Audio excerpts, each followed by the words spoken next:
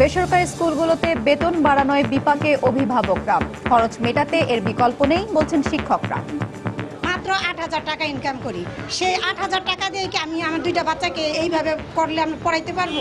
সরকারি চাকরিওয়ালাদের বেতন বেড়েছে, কিন্তু আমরা জানি সরকারি চাকরিজীবী কয়েকজন মাত্র। সরকার যে জাতীয় পে স্কেল ঘোষণা করছে সেই স্কেলে শিক্ষক কর্মকর্তা কর্মচারীদের বেতন না দিলে তারা আবার বলে দিছে আগের মাস থেকে তারা শিক্ষা প্রতিষ্ঠানে পাঠদান করবে না। শিক্ষার্থী ঝরে পড়ার সংখ্যা বাড়ার আশঙ্কা।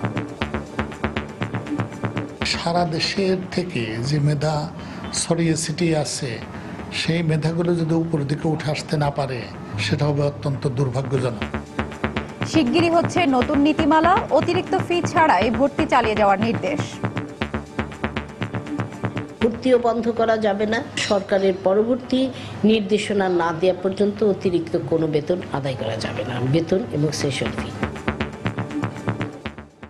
দেখছিলেন প্রধান শিরোনাম। সন্ধ্যার সময় সঙ্গে আছি আমি হাফসাতুন্নেসা এবং আমি সাজিদ রাজু। এবার অন্যান্য শীর্ষ সংবাদ। খালেদা জিয়ার হাতে দেশের মানুষ নিরাপদ নয়, যারা পেট্রোল বোমা দিয়ে মানুষ পুড়িয়ে মেরেছে তাদের বিচার বাংলার মাটিতে হবেই, সিলেটে জনসভায় প্রধানমন্ত্রী।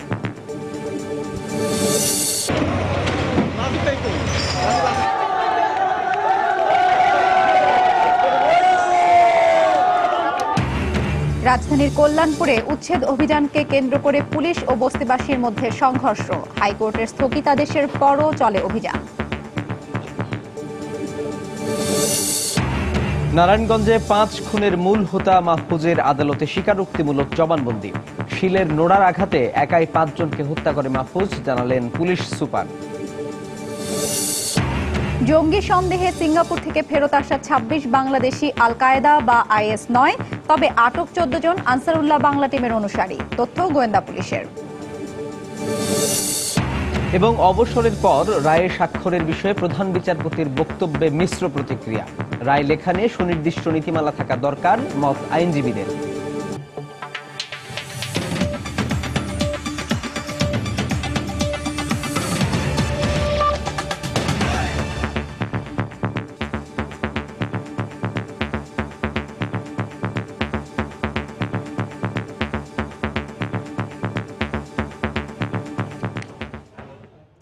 যারা পেট্রোল বোমা দিয়ে মানুষ পুড়িয়ে মেরেছে তাদের কোনো ক্ষমা নেই মন্তব্য করে প্রধানমন্ত্রী শেখ হাসিনা বলেছেন এদের বিচার বাংলার মাটিতে হবে। বিকেলে সিলেটে আলিয়া মাদ্রাসা মাঠে স্থানীয় আওয়ামী লীগ আয়োজিত জনসভায় বক্তব্য রাখেন তিনি। প্রধানমন্ত্রী বলেন, বিএনপি নেত্রী খালেদা জিয়ার হাতে দেশ নিরাপদ নয়। আওয়ামী লীগ সরকার ক্ষমতায় থাকলে দেশের মানুষের উন্নয়ন হয় উল্লেখ করে প্রধানমন্ত্রী আগামীতে নৌকায় ভোট দেওয়ার আহ্বান জানান। সিলেট থেকে শাহ আলী জয়ের রিপোর্ট। 4 বছর পর মেঘ পাহাড়ের দেশে প্রধানমন্ত্রী শেখ হাসিনার জনসভা। স্বাগত জানাতে তাই লক্ষ জনতার ঢল ঐতিহ্যবাহী আলিয়া মাদ্রাসা মাঠে। তুমুল করতালি আর স্লোগানের মধ্য দিয়ে শেষ বিকেলে যখন জনসভা মঞ্চে ওঠেন প্রধানমন্ত্রী, তখন স্থানীয় জনতার উচ্ছ্বাস বাঁধ ভাঙা। গত 4 বছরে সরকারের দেয়া প্রতিশ্রুতি কতটুকু বাস্তবায়ন হয়েছে, আগামীতে সিলেটকে ঘিরে সরকারের কি কি উন্নয়ন পরিকল্পনা আছে জনসভায় তা তুলে ধরেন প্রধানমন্ত্রী। বলেন, বিএনপি জামাতের সময়কার জঙ্গিবাদের উত্থান থামিয়ে বাংলাদেশের অভিমুখ এখন অগ্রগতির পথে। যিনি আগুন দিয়ে মানুষ পুড়িয়ে মারেন, মানুষের ভাগ্য নিয়ে ছিনিমিনি খেলে, যার হাতে কোনো মানুষের জীবন নিরাপদ নয়, তাদের জীবনে খালি সুখ নাই, আর সাধারণ মানুষ আজকে শান্তিতে বসবাস করছে। বাংলাদেশ এগিয়ে যাচ্ছে, এগিয়ে যাবে। এদেশের মানুষের সমস্যা কি আমার জানা, এদেশের মানুষের সমাধান কিভাবে করতে হবে, দেশকে উন্নতি কিভাবে করতে হবে সেটাও আমরা জানি। শেখ হাসিনা বলেন, সন্ত্রাস আর নৈরাজ্যকারীরা কেউ পার পাবে না। বেসরকারি গাড়ি, সাধারণ মানুষ, বাসের যাত্রী, ট্রেনের যাত্রী, লঞ্চের যাত্রী, কেউ রেহাই পায় নাই খালেদা জিয়া সেই প্রতিহিংসার হাত থেকে। যারা পেট্রোল বোমা দিয়ে মানুষ পুড়িয়েছে, আগুন দিয়ে মানুষ পুড়িয়েছে, তাদের কোনো ক্ষমা নাই। যেখানে যেখানে পোড়ানো হয়েছে সেখানে সেখানে মামলা হয়েছে এবং প্রত্যেকের বিচার হবে। প্রত্যেকেরই বিচারে ইনশাল্লাহ বাংলার মাটিতে আমরা করব। প্রধানমন্ত্রী বলেন, বাংলাদেশের স্বাধীনতা এসেছে আওয়ামী লীগের হাত ধরে, বাংলাদেশ এগিয়েও যাবে এ দলের হাত ধরেই। উন্নয়নের মাধ্যমে যখন বিশ্ববাসীর নজর কেড়েছে বাংলাদেশ, তখন আন্তর্জাতিক মহলে দেশের সুনাম ক্ষুণ্ণ করতে চক্রান্ত করছে বিএনপি জামাত। সিলেটের জনসভায় এমন মন্তব্য করে প্রধানমন্ত্রী দেশবাসীকে আহ্বান জানালেন ঐক্যবদ্ধ হতে সন্ত্রাস আর জঙ্গিবাদের বিরুদ্ধে। বললেন, যুদ্ধাপরাধের বিচার যেমন কেউ বন্ধ করতে পারেনি, তেমনি কোনো অপশক্তি বাংলাদেশের উন্নয়ন বন্ধ করতে পারবে না। এর আগে দুপুরে সিলেটের ঐতিহ্যবাহী মদন মোহন কলেজের হীরক জয়ন্তী উৎসবের উদ্বোধন করেন প্রধানমন্ত্রী। দুপুরে সিলেটে পৌঁছে হযরত শাহজালাল এবং শাহপরানের মাজার জিয়ারত করে শুরু হয় প্রধানমন্ত্রীর সিলেটের কর্মসূচি। শাহ আলী জয়, সময় সংবাদ, সিলেট। হাইকোর্টের স্থগিতাদেশের পরও থামল না কল্যাণপুর পোড়া বস্তির উচ্ছেদ অভিযান। বস্তিবাসীর সঙ্গে দফায় দফায় সংঘর্ষ হল পুলিশ এবং এমপি আসলামুল হকের লোকজনের। তবে এই ঘটনায় জড়িত থাকার কথা অস্বীকার করেছেন এমপি আসলামুল হক। বৃহস্পতিবার সকাল ৯টার দিকে হাউস বিল্ডিং রিসার্চ ইনস্টিটিউটের ১৫১ একর জায়গায় গড়ে ওঠা কল্যাণপুর পোড়া বস্তিতে অভিযান শুরুর সঙ্গে সঙ্গে শুরু হয় সংঘর্ষ। বস্তি এলাকার বিভিন্ন জায়গায় গাছের গুড়ি ফেলে অবরোধ তৈরি করেন বস্তিবাসী। তবে কল্যাণপুর নতুন বাজারে উচ্ছেদ চলছিল তখনও। এ সময় খেটে খাওয়া দিন মজুরদের পাশাপাশি ক্রেতাদুরস্ত কিছু যুবককেও লাল কাপড় মাথায় বেঁধে অভিযানে অংশ নিতে দেখা যায়। বস্তিবাসীর অভিযোগ, এরা স্থানীয় এমপি আসলামুল হকের লোক। পুনর্বাসন ছাড়া আকস্মিক এই অভিযানের জন্য তাদের আঙুল এমপির দিকে। এমপি সাহেব বলল যে আপনাদেরকে 20 জনকে পুনর্বাসন দেব। তখন আমি বললাম যে স্যার, আমি মুক্তিযোদ্ধা, আমি অসুস্থ, চলতে পারি না। তখন আমাকে বললো কি, এই বেটা মুক্তিযোদ্ধা, মানে খুব খারাপ ভাষায়। উনি হলো অরিজিনাল ভূমিদস্যী।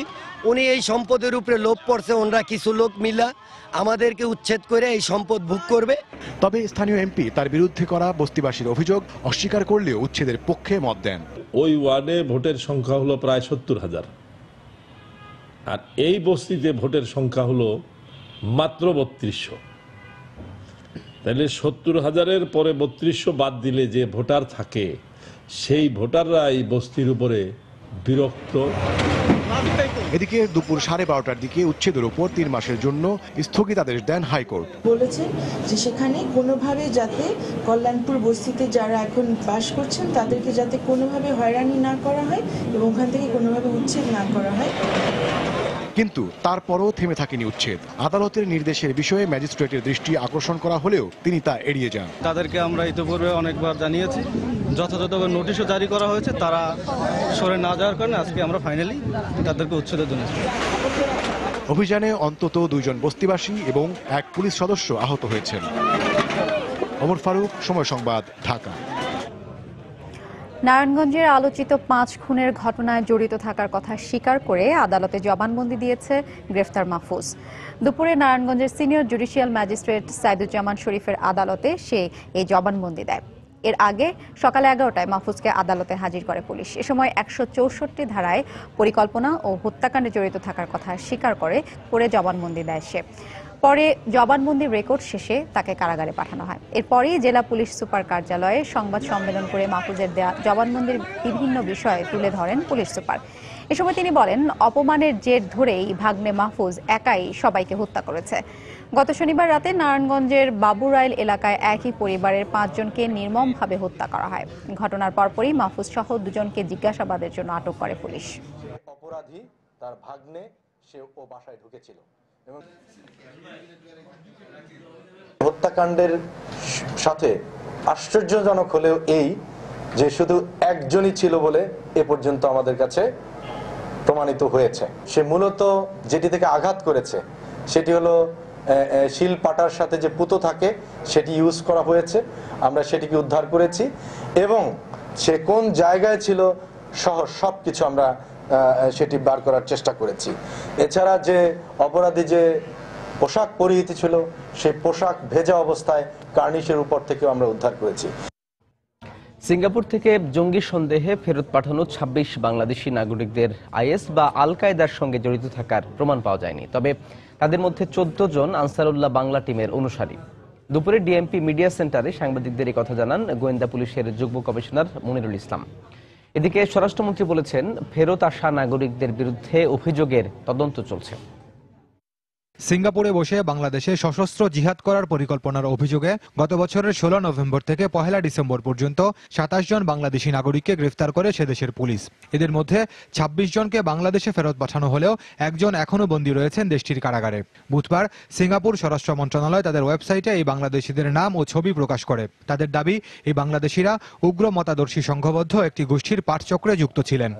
তারা জিজ্ঞাসাবাদ শেষে এ বিষয়ে দৃষ্টি আকর্ষণ করা হলে গোয়েন্দা পুলিশের যুগ্ম কমিশনার জানান, ফেরত আসা ব্যক্তিদের জিজ্ঞাসাবাদে 14 জন আনসারুল্লাহ বাংলা টিমের অনুসারী বলে জেনেছেন তারা। বাকিদের বিরুদ্ধে জঙ্গি সম্পৃক্ততার প্রমাণ পাওয়া না যাওয়ায় পরিবারের জিম্মায় ছেড়ে দেওয়া হয়েছে। এদের সাথে আন্তর্জাতিক জঙ্গিবাদের জঙ্গি গোষ্ঠীগুলোর কোনো সম্পৃক্ততা আমরা পাই নাই। এরা মূলত মুফতি জসিমউদ্দিন রহমানী, তারই শিষ্য, কেউ কেউ দেলোয়ার হোসেন সাইদি এবং ডক্টর জাকির নায়েক তাদের শিষ্য। গোয়েন্দা কর্মকর্তা আরো বলেন, এরা সবাই শ্রমিক হিসেবে সিঙ্গাপুর গিয়েছিলেন, পরে উগ্র মতাদর্শের সঙ্গে জড়িয়ে পড়েন।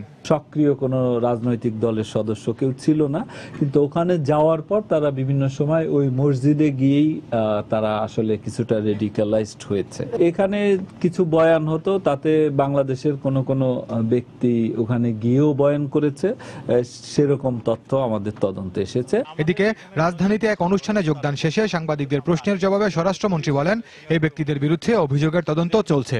আমাদের এখানে কি করেছিল সে যাওয়ার আগে সেটা আমরা দেখেছি।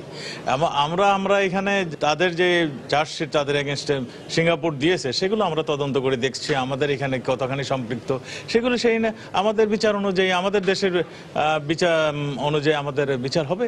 অভিযুক্তরা বাংলাদেশে কোনো হামলার পরিকল্পনা করছিল বলে প্রমাণ পাওয়া যায়নি, তবে তারা হেফাজতে ইসলামকে আর্থিক সহায়তা করেছে বলে তদন্তে প্রমাণিত হয়েছে। খান মোহাম্মদ রুমেল, সময় সংবাদ, ঢাকা। সন্ধ্যার সময় আরো থাকছে। বিএনপি জামাতের অবরোধে পেট্রোল বোমায় নিহত যশোরের বাবা মেয়ের লাশ তোলা হলো কবর থেকে। ময়নাতদন্তের পর মামলার অগ্রগতি বলছে পুলিশ। এবং চিকিৎসকের বিরুদ্ধে মামলার প্রতিবাদে ডাকা ধর্মঘটে চট্টগ্রামের সব বেসরকারি ক্লিনিক ও ডায়াগনস্টিক সেন্টার অচল, দুর্ভোগের রোগীরা।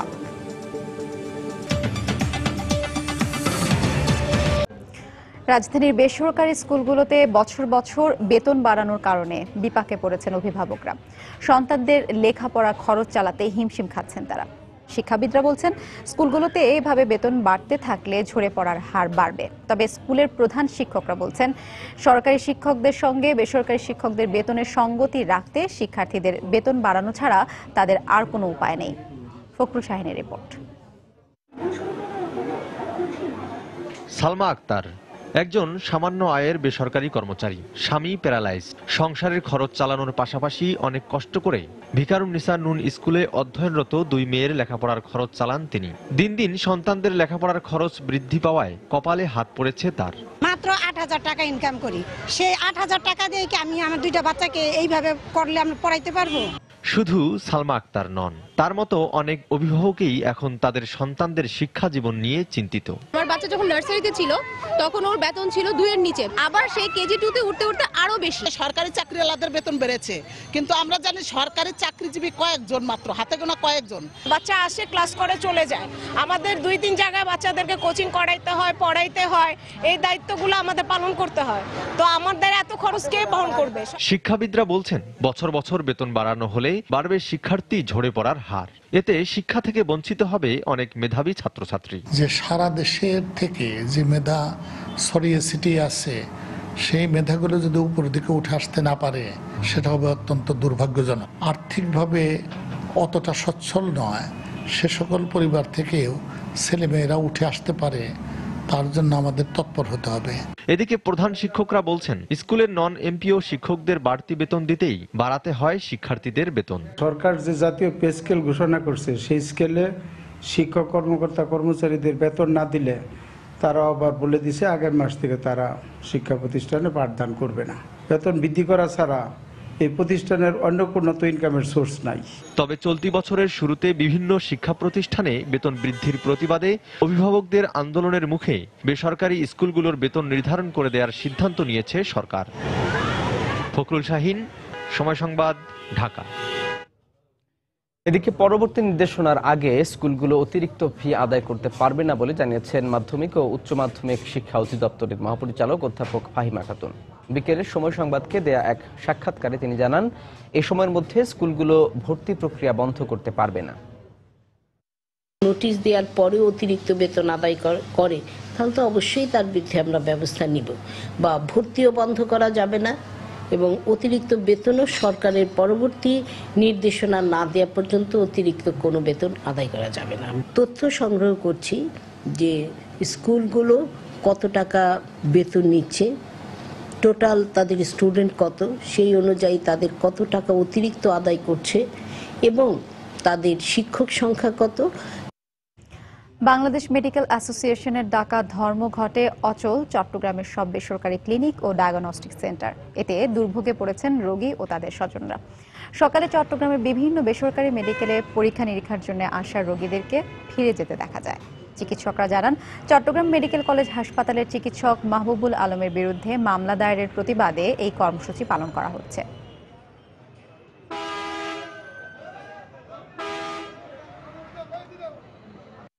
ডাক্তারি টেস্ট ছিল আজকে, যেটা খুব জরুরি, ইমার্জেন্সি ছিল।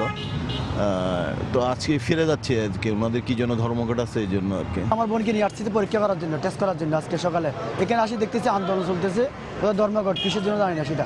মেডিকেলে না পেয়ে আসছি প্রাইভেট চেম্বার ডাক্তার দেখাইতে, কালকে থেকে ঘুরতেছি আমরা, কিন্তু আমরা রুগী কাউকে কোনো ডাক্তারকে দেখা যাচ্ছে না। ডাক্তার দেখাতে আসছি ইমার্জেন্সি মিরসরা থেকে, এখন এরা বলতেছে ডাক্তারদের নামে মিথ্যা মামলা হয়েছে, এখন বন্ধ থাকবে ধর্মঘট। গতকালকে আসছি, গতকালকে আমরা আসি এখানে পরীক্ষা দেওয়া দিয়েছে, ওগুলো ডাক্তার আজকে রিপোর্ট দেখার কথা, কিন্তু আজকে ডাক্তার রিপোর্ট দেখতে পারা নাই।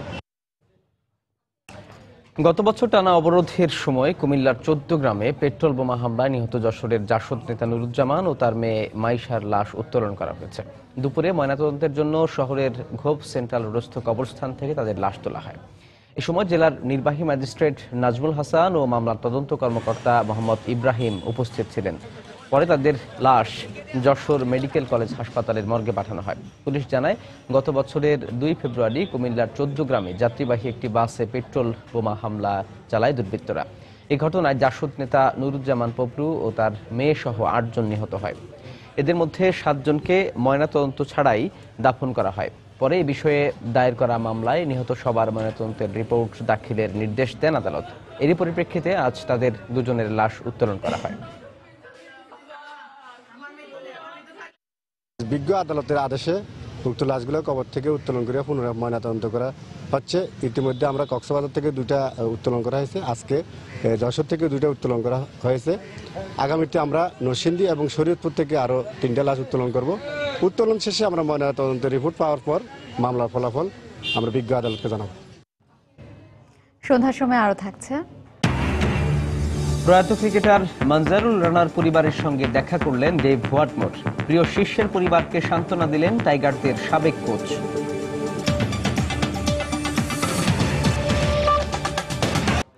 চট্টগ্রাম সহ দেশের বিভিন্ন স্থানে ব্যাঙের ছাতার মতো গজিয়ে ওঠা কওমি মাদ্রাসায় জঙ্গিবাদের প্রশিক্ষণ দেওয়া হচ্ছে। তাই জঙ্গিবাদ নির্মূলে সবাইকে একসঙ্গে কাজ করার আহ্বান জানিয়েছেন খাদ্যমন্ত্রী অ্যাডভোকেট কামরুল ইসলাম। বিকেলে চট্টগ্রামের মুসলিম হলে সার্ক হিউম্যান রাইটস ফাউন্ডেশন আয়োজিত এক অনুষ্ঠানে তিনি এই আহ্বান জানান। আজকে যেভাবে ব্যাঙের ছাতার মতো কওমি মাদ্রাসা গড়ে উঠছে প্রত্যেকটা এলাকায়, ব্যাঙের ছাতার মতো আমি বলবো কওমি মাদ্রাসা। আপনার এলাকায় কতগুলো মাদ্রাসা আপনি হিসেব করতে পারবেন না। আপনাদের পাহাড়ি অঞ্চলে যে সমস্ত মাদ্রাসাগুলোর থেকে ট্রেনিং ক্যাম্প যেগুলো আবিষ্কার হচ্ছে, যেখানে অস্ত্র পাওয়া যাচ্ছে, এমন সমস্ত অস্ত্রের ভান্ডার সেখানে। আপনারা এই সমাজকে রক্ষা করতে হলে তাদের বিরুদ্ধে সবচেয়ে বেশি সোচ্চার হতে হবে। আপনার সন্তানদেরকে আপনাদের রক্ষা করতে হবে। আপনার এ লেভেল পড়িয়া সন্তান হোক বা আজকের মাদ্রাসার ছেলেপেলেরা হোক, আজকে যেভাবে বিভ্রান্ত হচ্ছে তারা, আজকে জঙ্গি আইএস বলেন, আল কায়দা বলেন, দেশটাকে তারা কোথায় নিয়ে যেতে চাচ্ছে, এর বিরুদ্ধে আপনাদের সবচেয়ে সোচ্চার হতে হবে এবং সঠিক পদক্ষেপ আপনাদের রাখতে হবে। অবসরের পর রায় লেখা ও রায়ে স্বাক্ষর বেআইনি। প্রধান বিচারপতি এসকে সিনহার এমন বক্তব্যে মিশ্র প্রতিক্রিয়া জানিয়েছেন আইনজীবীরা। অ্যাটর্নি জেনারেল মাহবুব আলম এই বক্তব্যের সঙ্গে দ্বিমত পোষণ করে বলেন, অসৎ উদ্দেশ্যে একটি রাজনৈতিক দল প্রধান বিচারপতির বক্তব্যের ভুল ব্যাখ্যা দিচ্ছেন। আর সংবিধান বিশেষজ্ঞ ডক্টর শাহদিন মালিক মনে করেন প্রধান বিচারপতির এই বক্তব্যের আইনগত কোনো ভিত্তি নেই। যদিও সাবেক আইনমন্ত্রী ব্যারিস্টার শফিক আহমেদ রায় লেখা নিয়ে সুনির্দিষ্ট নীতিমালা থাকা দরকার বলে মনে করেন। আফজাল হোসেনের রিপোর্ট। দেশের ২১তম প্রধান বিচারপতি হিসেবে গত ১৭ জানুয়ারি ১ বছর পূর্ণ করেন বিচারপতি সুরেন্দ্র কুমার সিনহা। ওই দিন সুপ্রিম কোর্টের ওয়েবসাইটে দেয়া এক বাণীতে প্রধান বিচারপতি গত ১ বছরে বিচার বিভাগের বিভিন্ন দিক তুলে ধরেন। বলেন, অবসর নেওয়ার পর রায়ে বিচারপতিদের স্বাক্ষর করা বেআইনি।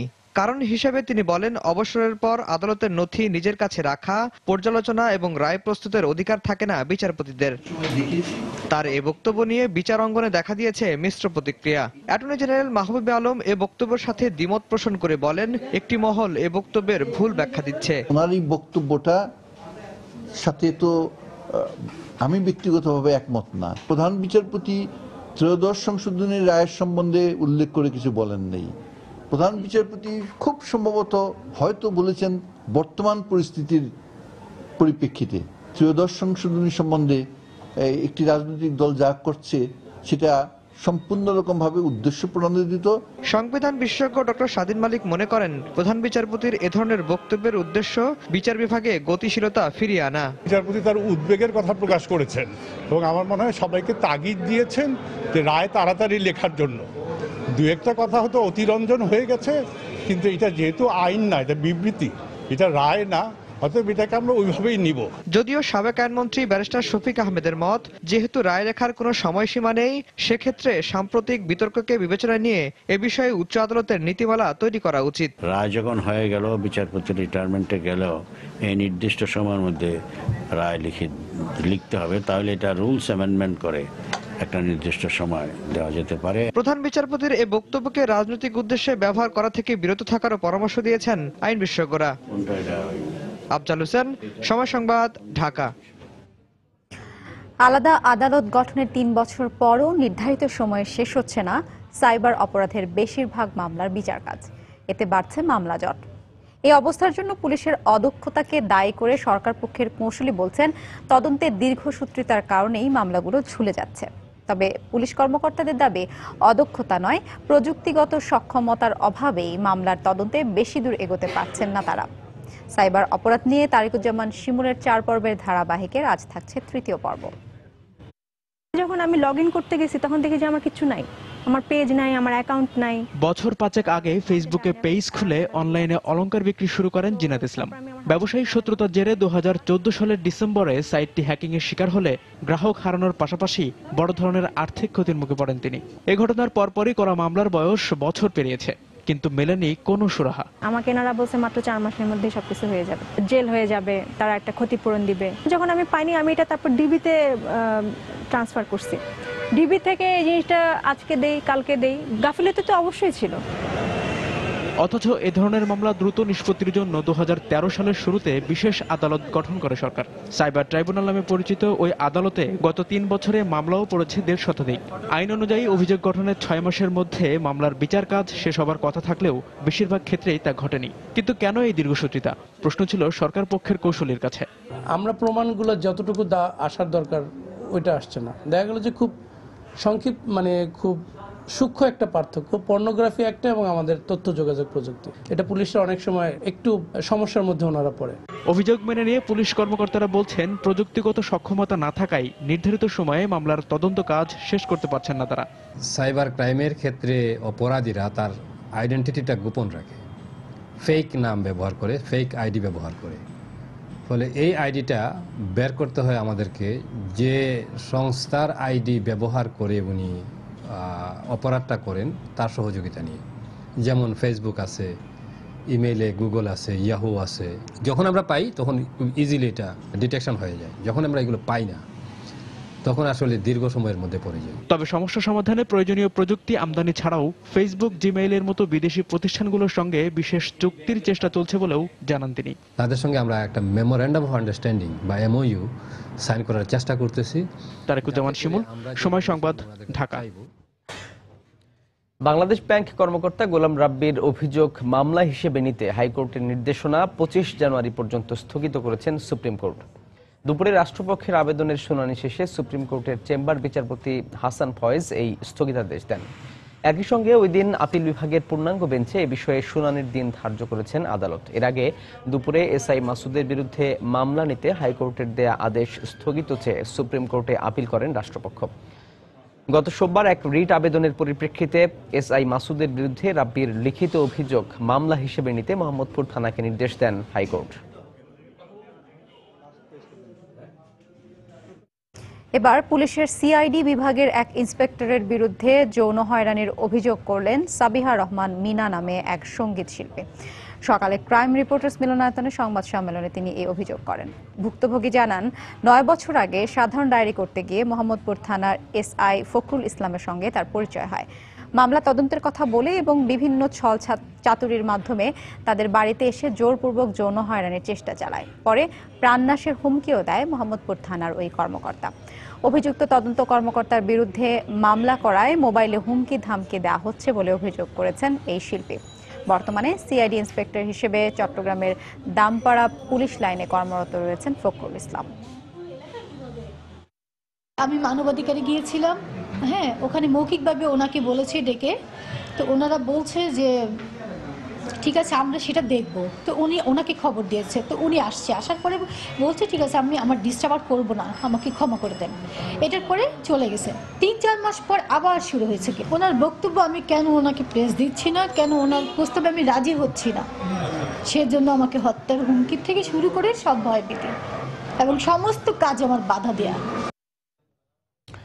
ধর্ষণ চেষ্টার অভিযোগে যাত্রাবাড়ী থানার ভারপ্রাপ্ত কর্মকর্তা 2 এসআই এবং মুগদা থানার 1 এসআই সহ 5 পুলিশের বিরুদ্ধে দায়ের করা মামলায় বিচার বিভাগে তদন্তের নির্দেশ দিয়েছেন আদালত। দুপুরে মামলার শুনানি শেষে ঢাকার নারী ও শিশু নির্যাতন দমন ট্রাইব্যুনালের বিচারক শফিউল আজম এই আদেশ দেন। দুপুরে আদালত বাদীর আংশিক জবানবন্দি শেষে বৃহস্পতিবার শুনানির দিন ধার্য করেন। মামলার অভিযোগে বলা হয়, মুগদা থানার এসআই আব্দুল কাদেরের মেয়েকে বিয়ে করেন বাদীর ভাই ইমরান। বিয়ে মেনে না নিয়ে বাদীর ভাই ইমরানকে গত বছরের 3 ডিসেম্বর এসআই কাদের তার বাসায় নির্যাতন করেন। খবর পেয়ে ইমরানের বোন সেখানে গেলে তাকে নির্যাতন ও ধর্ষণের চেষ্টা করা হয়। একই ঘটনার রেশ ধরে বাদী ও তার ছোট ভাই ইমরানকে যাত্রাবাড়ী থানায় এনে আবার নির্যাতন করেন ওই 2 থানার ওসি ও 2 এসআই।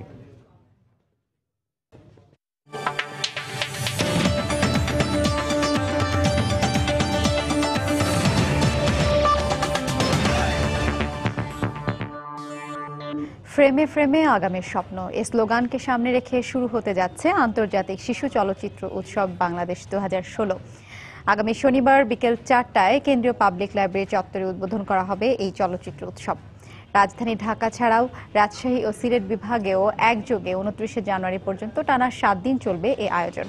প্রদর্শনীতে দেশি বিদেশি শিশু চলচ্চিত্র নির্মাতাদের পাশাপাশি বড়দের তৈরি শিশু বিষয়ক মোট 33টি ছবি দেখানো হবে। উৎসবে অভিভাবক সহ শিশুরা বিনামূল্যে চলচ্চিত্র উপভোগ করতে পারবেন। প্রতিদিন সকাল 11টা থেকে বিকেল 4টা পর্যন্ত চলবে এই উৎসব। উৎসবের মিডিয়া পার্টনার সময় সংবাদ।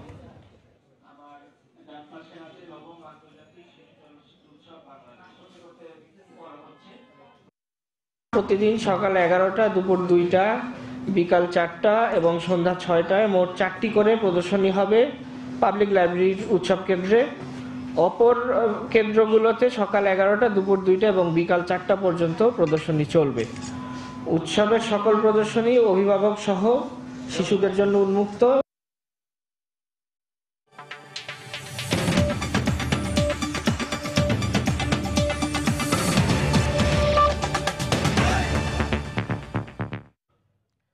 রাশিয়ার প্রেসিডেন্ট ভ্লাদিমির পুতিনের সমর্থনে রুশ গুপ্তচর আলেকজান্ডার লিথভিনেনকোকে হত্যা করা হয়েছিল বলে তদন্ত প্রতিবেদন উঠে এসেছে। এই রুশ গুপ্তচরের হত্যাকাণ্ডের দীর্ঘ প্রতীক্ষিত সরকারি তদন্ত প্রতিবেদন বৃহস্পতিবার প্রকাশ পায়। তবে কি কারণে হত্যাকাণ্ড চালানো হয়েছে এবং রুশ প্রশাসনের সংশ্লিষ্টতার বিষয়টি নিয়ে এখনও বিস্তারিত কিছু জানা যায়নি। রুশ গোয়েন্দা সংস্থা কেজিবির সাবেক গোয়েন্দা কর্মকর্তা 43 বছর বয়সী লিথভিনেনকো ছিলেন প্রেসিডেন্ট ভ্লাদিমির পুতিনের কট্টর সমালোচক। 2006 সালে লন্ডনের একটি হোটেলে চায়ের সঙ্গে বিষাক্ত রাসায়নিক প্রয়োগে লিথভিনেনকোকে হত্যা করা হয় বলে অভিযোগ ওঠে। এর ভিত্তিতে লন্ডনের রয়্যাল কোর্ট অব জাস্টিসের জ্যেষ্ঠ বিচারক স্যার রবার্ট ওয়েন তদন্তের দায়িত্ব নেন। এ নিয়ে গত 6 মাসে 62 জনের জবানবন্দি নেওয়া হয়েছে।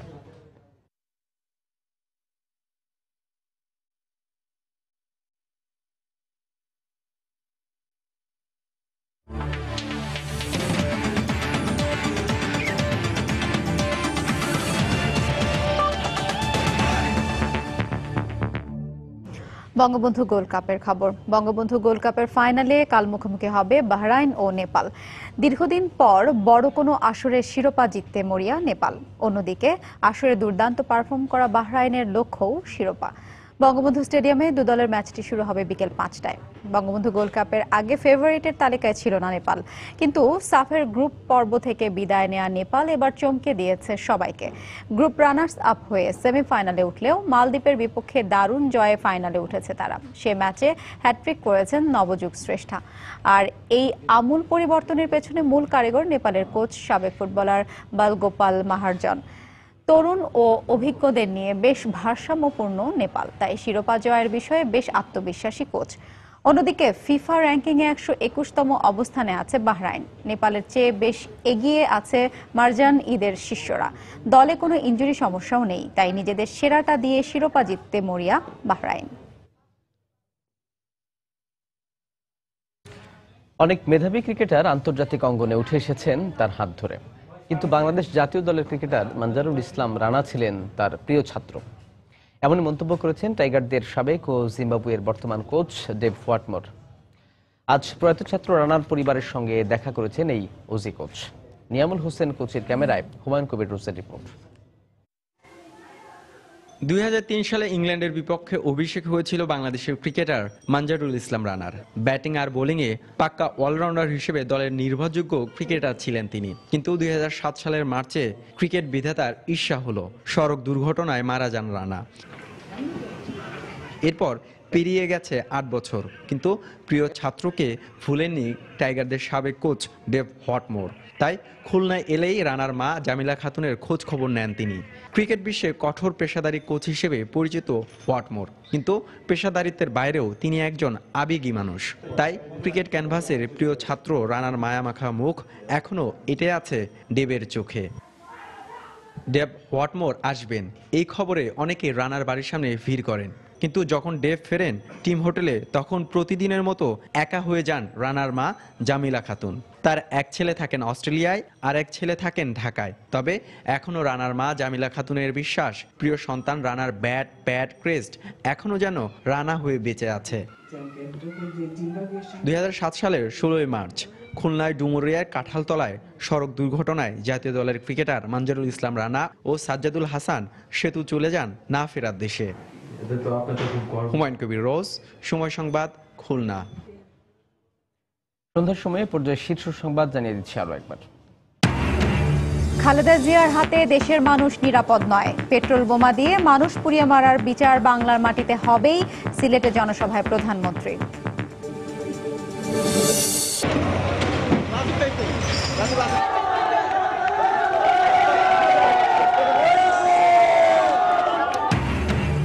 রাজধানীর কল্যাণপুরে উচ্ছেদ অভিযানকে কেন্দ্র করে পুলিশ ও বস্তিবাসীর মধ্যে সংঘর্ষ।